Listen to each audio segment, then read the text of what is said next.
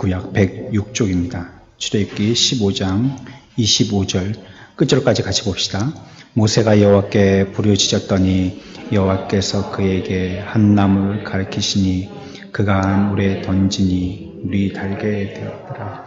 거기서 여호와께서 그들을 위하여 복도와 율례를 정하시고 그들을 시험하실세 이르시되 너희가 너희의 하나님 나 여호와의 말을 들어 순종하고 내가 보기에 의를 행하며 내 계명에 귀를 기울이며 내 모든 규례를 지키면 내가 애굽 사람에게 내린 모든 질병 중 하나도 너희에게 내리지 아니하리니 나는 너희로 치료하는 여호와임이라.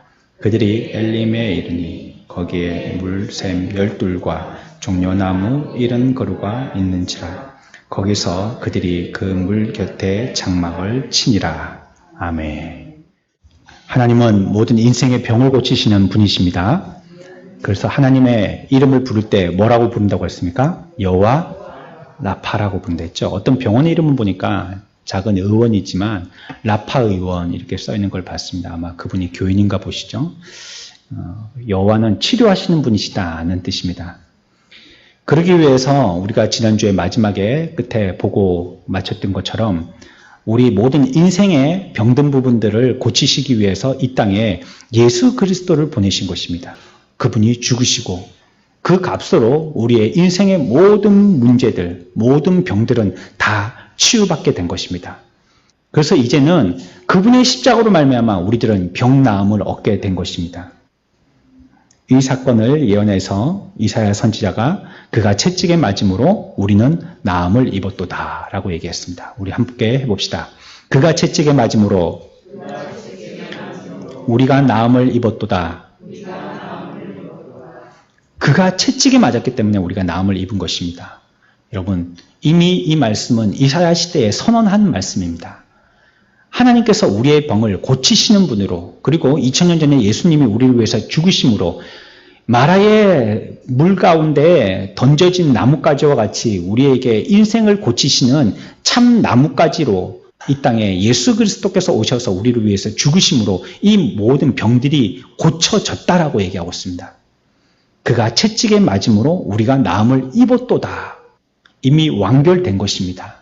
입었습니다. 예수 그리스도의 이름이 들어가는 우리의 직장과 우리의 가정, 또 우리의 학교가 나음을 입게 되어준 줄 믿으시기 바랍니다. 이미 선포된 것입니다. 나음을 입었다라고 얘기하고 있습니다. 치료하신 하나님, 우리를 건져주시고 우리의 영혼을 구원하시고 우리의 육체도 치료하시고 우리의 가정도 치료하시고 우리가 살고 있는 우리의 개인의 역사도 고칠 수 있는 하나님, 그 하나님을 여호와 라파의 하나님으로 오늘 우리들에게 선언하고 또 그런 하나님이시다라고 우리들에게 계시하고 있는 것입니다. 우리에게 고통과 시련이 있다면 치료하시는 하나님을 경험할 수 있는 기회로 여러분들을 믿으셔야 합니다. 우리에게 어려움이 있는 것은 그때 하나님을 경험하라고 하는 것입니다. 우리가 요즘 들어서 교회가 어려운 공경 가운데 있으면서 여러 가지들을 경험하지 않습니까? 여러 가지들을 깨닫죠. 우리가 놓쳤던 것들, 참 귀하지만 너무나게 당연하게 생각해서 일상적인 거라고 흘려보냈던 것들, 이것이 이제는 새롭게 가치로 또 보배로 느껴지는 시대입니다. 그것은 하나님의 어떠하심을 알려주시려고 하시는 것이라고요? 하나님은 치료하시는 분이시다는 걸 알려주시려고 하시는 것입니다. 아픈데, 힘든데, 고통스러운데 그 중에서도 주님은 우리를 치료하여 주시는 하나님이시다는 걸 말씀하시는 것입니다. 그래서 우리들도요, 내가 치료의 이 은혜를 받기 위해서는요, 치료를 통해서 새로움을 얻기 위해서는요, 어떻게 해야 되느냐? 모세처럼 기도해야 되는 것입니다. 오늘 우리가 읽었던 성경의 말씀이 모세가 기도했듯이 우리들도 그와 같이 기도해야 되는 것입니다. 저 여러분들도 인생의 마라와 같은 이 쓴 고통과 역경의 경험들을 하게 되었을 때에도 모세와 같이 기도하는 저 여러분들 은혜의 삶들 되시기를 축원합니다. 어려울 때마다, 힘들 때마다, 고통이 있을 때마다 그때 하나님께 기도하십시오. 오늘 모세가 기도했던 것처럼 기도하십시오. 그리고 그 하나님을 신뢰해야 됩니다. 기도하고 그분을 전적으로 신뢰해야 됩니다. 여러분들 가끔 그런 분들 계시더라고요. 저는 그런 얘기 많이 들어봤어요. 병원은 너무 신식이고 너무 좋은 거예요. 너무 새 거 해가지고 뭐 장비도 새 거고 너무 좋은 거예요. 간호사들도 너무 친절한 거예요. 안내 데스크에서도 완전 폴도 인사를 하고 너무 친절하게 해주고요. 그리고 뭐 수납에 가서도 막 너무 깨끗하게 빨리 일 처리 착착착착 잘해주는데 근데 병원을 바꿨대요. 왜 그러냐 했더니 의사가 믿기지 않는다는 거예요. 의사가 마음에 안 든다는 거예요.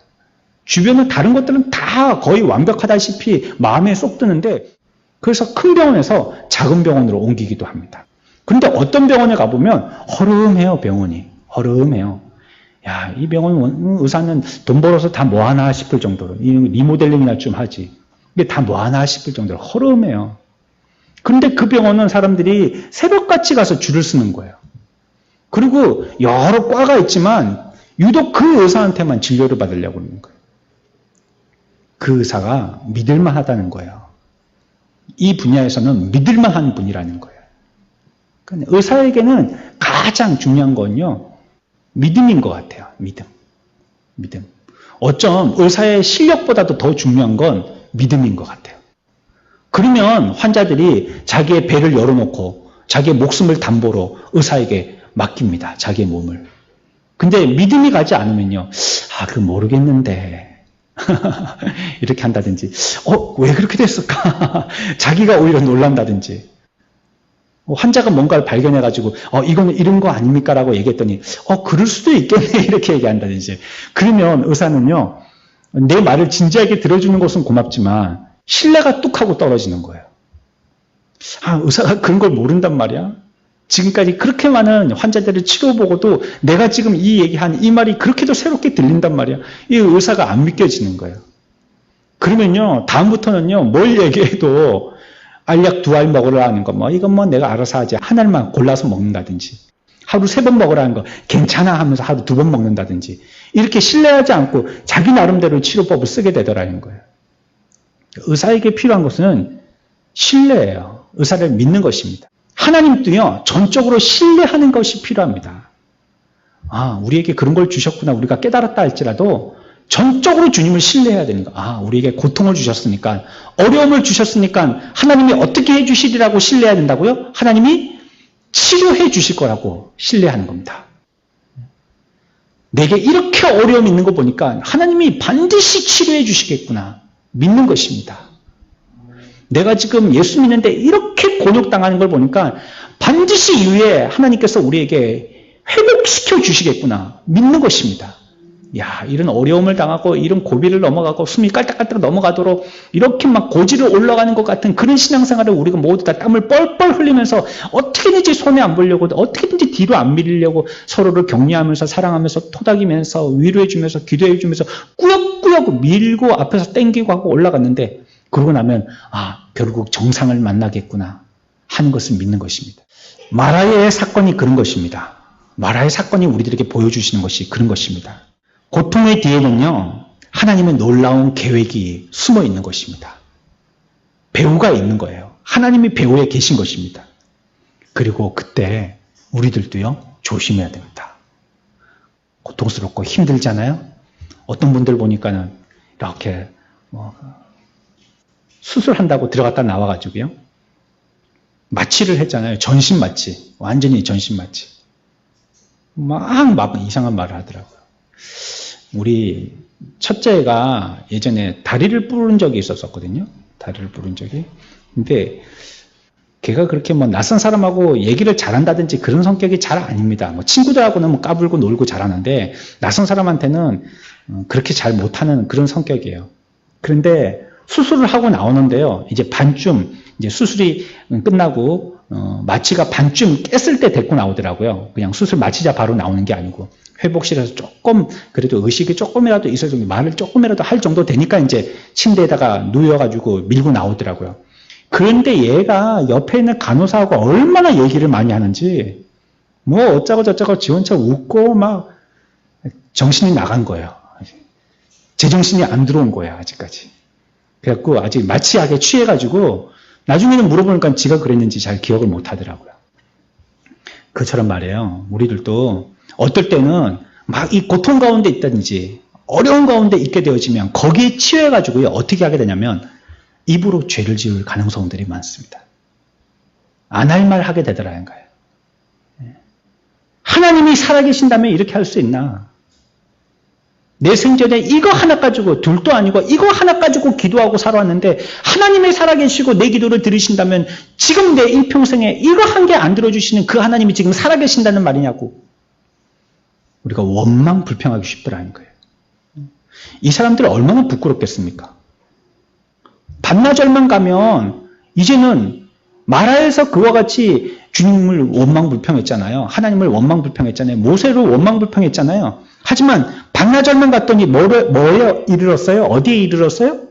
엘림에 이르렀잖아요. 엘림에 갔더니 옹달샘이 12개고 나무도 막 빼곡하고 숲이에요. 그냥 치십구르지 막 빼곡해요. 그게 얼마나 부끄러웠겠어요. 앞에서 자기가 원망불평하면서 입술로 제지었던 게요.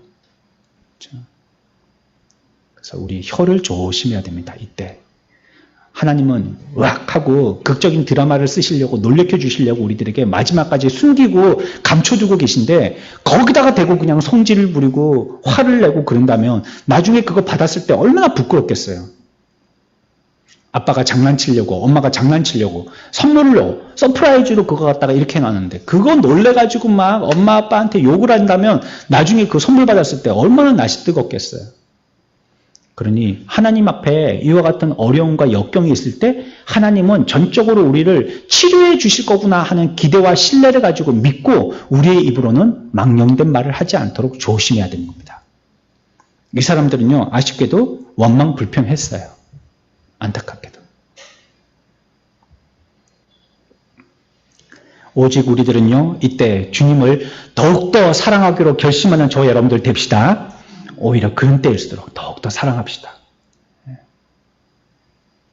어떨 때 친구가 진정 내 마음에 오래 기리고 또 신뢰할 만한 친구로 새겨지든가요. 어려울 때 친구예요. 어려울 때. 어려울 때 나와 함께 했던 사람들. 어려울 때 다 도망가지 않고 내 옆에 있으면서 그냥 내 손 빡 붙들어준 친구. 그래, 너 다 안다 하면서. 몸은 그러지 못한다 할지라도 마음만은 너와 함께 한다. 그러면서 지지해주는 그 친구. 영원한 친구가 되지 않겠어요? 그것처럼 우리도 이런 고통과 시련의 때에도 불구하고 주님을 더욱더 사랑하기로 결심해야 됩니다. 내가 주님을 사랑한다면요. 사랑하는 증거는 무엇입니까? 말씀을 지키는 것입니다. 진리대로 사는 것입니다. 내가 그분을 전적으로 의지하고 신뢰한다면 그 말씀대로 살아가야 하는 것입니다. 그의 의를 행하면서 주님 주신 계명대로 살겠습니다 한 고백을 사는 것입니다.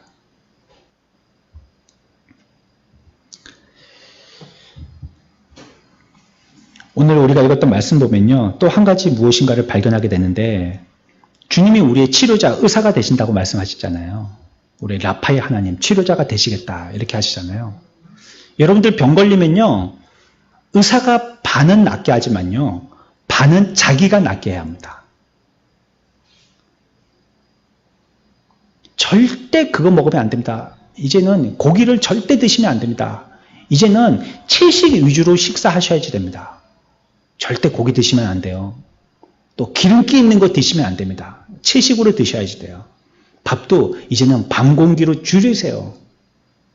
그리고 군것질거리 많이 하시면 안 돼요. 딱 식사 때 식사만 하세요. 그리고 밥량도 줄이시고 채식 위주로 하십시오. 이렇게 만약에 의사가 우리들에게 얘기했다면 그렇게 해야 돼요.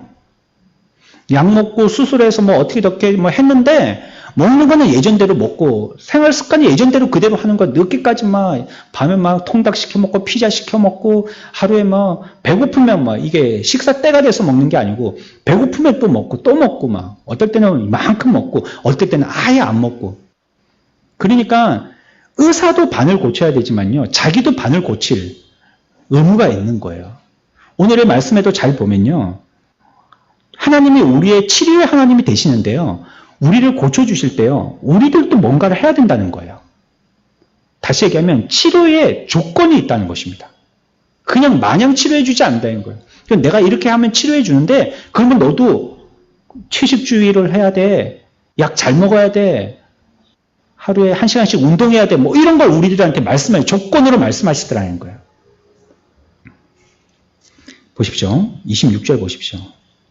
나의 보기에 의를 행하며 또 내 계명에 귀를 기울이며 내 모든 규례를 지키면 이라고 얘기합니다.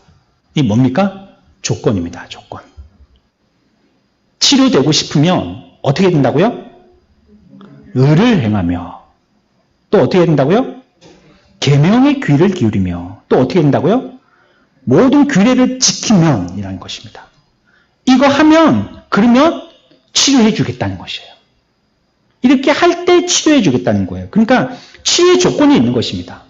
병 나으려고 하면 우리가 지금까지 살아왔던 대로 아무렇게나 자기의 몸을 쓰고 아무거나 먹고 아무 때나 그냥 생활 습관 그렇게 가져서는 안 된다는 겁니다. 이렇게 해야 돼.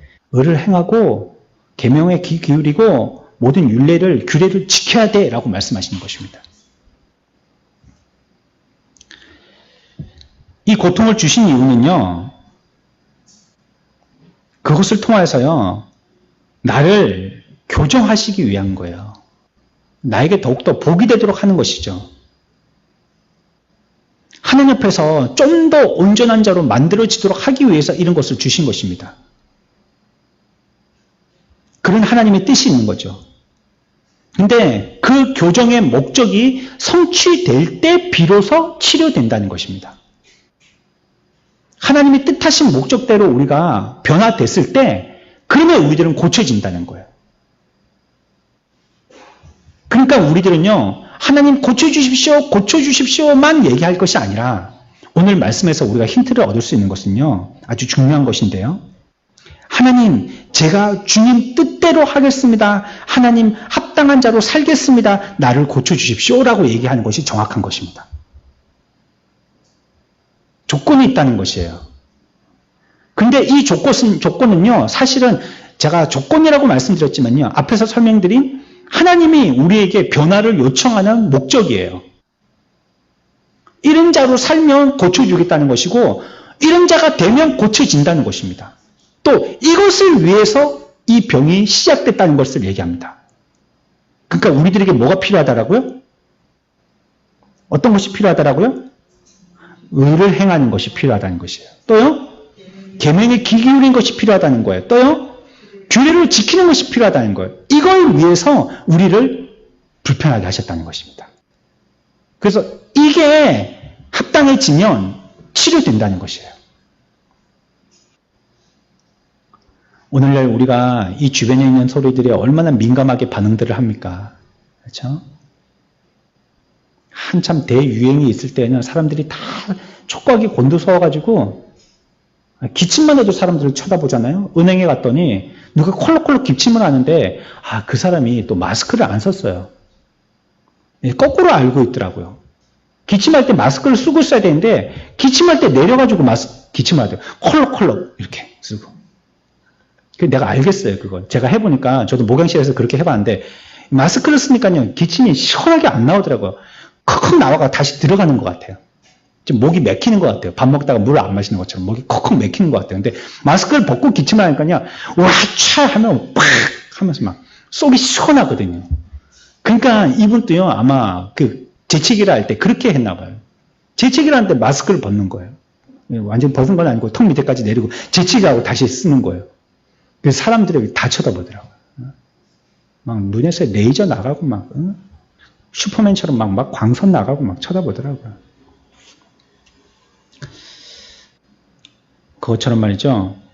우리가 하나님 앞에서도 이런 일들을 행할 때에 주님이 우리에게 말씀하여 주시는 하나님의 뜻들을 잘 생각하고 또 우리가 그것을 고쳐지게 되어진다면 하나님께서 이 일로 통해서 치료로 통한 여러 가지 하나님의 어떠하심을 우리들에게 보여주신다는 것입니다. 그러니까 이럴 때에 오히려 우리들은 아프기 때문에 아플 때는 엄마 소리 잘 안 듣잖아요. 사람들이 나를 쳐다본다 할지라도 그런데 다 예민해 있지만 아프면 그런 거 쳐다보면 안 되거든요. 옆에 한 반년 입원해 있으면 반 의사 다 되죠. 그렇죠?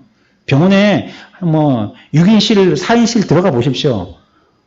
옆에 있는 분들이 거의 의사입니다. 이래야 된다, 저래야 된다, 어느 병원에서 잘한다, 어느 의사 잘한다, 뭐 먹으면 낫는다.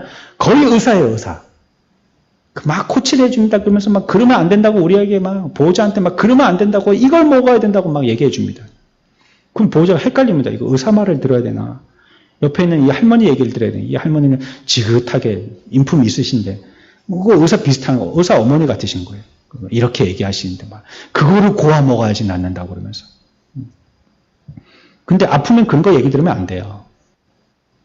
민간요법도 어느 정도 자기의 체력이 있을 때 보조를 먹는 거죠. 그걸로 낫게 하리라고 생각하면 안 됩니다. 아플 때는 누구 얘기만 들어야 돼요? 오로지 의사 얘기만 들어야 됩니다. 의사가 하자는 대로 해야 됩니다. 의학 지식이 없기 때문이기도 하지만 신뢰할 수 있는 분은 의사뿐이 없잖아요, 지금. 누구를 의지하겠어요? 그 의사 얘기 들어야 됩니다. 아무리 주변에서 시끄럽고 뭘 먹어야 된다, 뭐 어때 해야 된다, 뭐 이래 한다 할지라도 그 말은 나중에 좀 건강해졌을 때 내가 들을 여유가 생겼을 때 듣는 얘기입니다. 지금 이렇게 위중할 때는요, 의사 말에만 귀 기울여야 되는 거예요. 우리에게 고통과 이와 같은 염려와 괴로움들이 있는데 누구 얘기를 듣는 거예요? 이럴 때 하나님의 음성만 듣는 것입니다. 주님에게만 귀 기울이는 것입니다. 그분이 의사세요. 그분이 목적을 갖고 계세요. 우리를 이렇게 단련하게 하려고 규례로, 의로, 도리로 우리의 마음이 기울여지고 그 말씀에만 우리의 몸도 기울여지도록 하기 위해서 그래서 우리들에게 이걸 주셨대잖아요. 그러니까 그 말씀 앞에 다시 귀 기울이는 건 당연한 것입니다. 그럴 때 치료가 되어진다는 것입니다.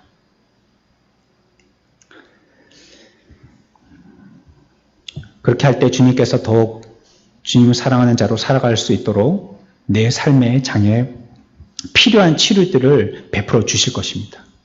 여러분들의 병도 고쳐주실 줄 믿습니다. 여러분들의 가정도 새롭게 하여 주실 줄 믿습니다. 여러분들의 사업장도 하나님께서 놀랍고 변화시켜 주실 줄 믿습니다. 하나님은 변화시키시고 치료하시는 하나님이시기 때문에 그렇습니다.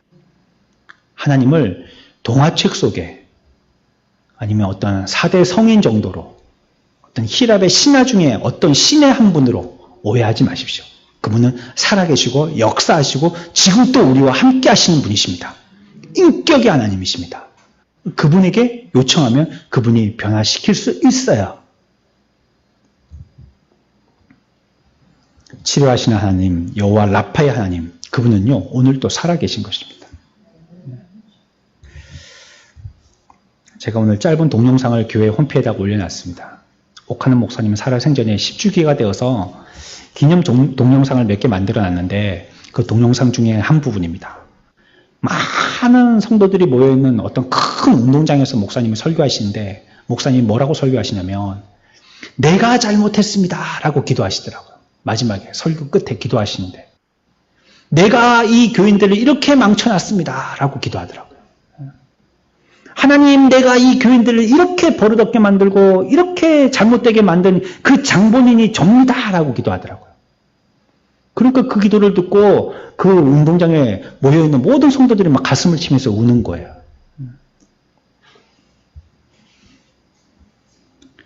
살아계신 하나님이요, 오늘 또 그와 같은 상황에 있는 우리들에게 무엇인가를 말씀하려고 하시는 것입니다. 뭔가를 듣게 하려고 하시는 것입니다. 오늘 또 하나님은 죽어 계신 하나님이 아니고 살아계신 하나님으로 지금 또 마라의 물을 우리들에게 쓴물을 단물로 바꾸시는 역사를 하고 계신 것입니다. 이거 빨리 지나가면 좋겠다.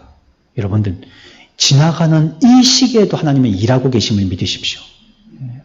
지나가고 나서 계신 게 아니에요. 터널 저 끝에 하나님이 어서 와라 손짓하시는 게 아니에요. 터널 안에 같이 가시는 거예요, 지금. 그러니 우리가 살고 있는 지금 어렵다 힘들다 하고 있는 이 형편과 상황 가운데서도 주님은 멀리 계시거나 저 목적지에 있어서 우리를 부르시는 것이 아니라는 말이에요. 우리와 함께 뛰시는 거예요. 함께 하시는 거예요. 지금 또 우리와 함께 하시는 거예요. 그래서 이 치유의 하나님을 경험하면요, 이 고통에서도요, 이 어려움 가운데서도요, 능히 하나님을 찬양할 수 있습니다. 예성도들은요, 사자굴에서 많은 사람들이 보는 가운데서 운동장에서도 사자 밥이 돼가면서도 찬양했습니다. 어떤 엄마의 그림이 있지 않습니까? 원형 경기장에 기독교인이라는 이유 때문에 자기 아이를 안고 원형 경기장에 들어갔는데 사자가 덮치는 겁니다. 근데 그 어머니의 그 그림의 엄마의 표정은 너무 평안한 거예요. 애기도 새근새근 자고 있고. 뭐 어디 사자가 덮치는 이런 분위기는 전혀 없어요. 마치 그 우리 안에 있는 사자를 보러 온 동물원의 엄마처럼 말이죠. 아이를 안고 평안하게 자기의 죽음을 곧 닥칠 죽음에 대해서 마음에 평안을 안고 있는 거예요. 주님의 뜻대로 살기로 결단함으로 하나님의 치유의 능력을 경험하는 저와 여러분들의 삶들이 되시기를 축원합니다. 오늘 이제 이 시간을 마지막으로 해서 이제 15장을 마쳤습니다. 출애굽기 처음서부터 해갖고 지금까지 이제 긴 여정을 걸어왔는데, 이 사람들이 벌써 이러니, 이제 벌써 여기 와갖고 홍해 걷는 지 얼마 됐다고 벌써 이래가지고 하나님을 원망 불평하니, 앞으로 참 갈 길이 참 먼데도 말이죠. 어떤 인생의 걸음을 갈지 우리는 이미 성경을 읽어서 알고 있지만 좀 걱정이 됩니다. 이 시대를 살고 있는 저와 여러분들, 우리들에게 이런 어려움이 있다 할지라도 하나님이 우리의 의사가 되어서 치료해 주실 줄 믿고 전적으로 신뢰하고, 또 하나님이 우리들에게 목적하셔서 이런 일을 주셨다는 거 여러분들이 기억하고 그 목적에만 도달한다면 다 치유되는 것입니다. 걱정하지 마십시오. 다 해결되는 것입니다. 하나님은 그 목적을 갖고 우리들에게 이런 어려움들을 주시는 것입니다. 이 가운데서도 이들이 잠시 정신이 나가서 원망 불평하고 했는데, 우리들은 그러지 말고 끝까지 하나님께 감사하고 찬양하는 승리의 백성들 되어지는 저와 여러분들 되시기를 축원합니다.